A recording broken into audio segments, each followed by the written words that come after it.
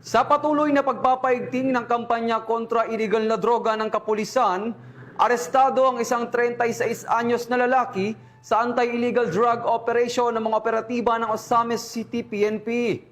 Patrolwoman Rhea May Sanchez sa report.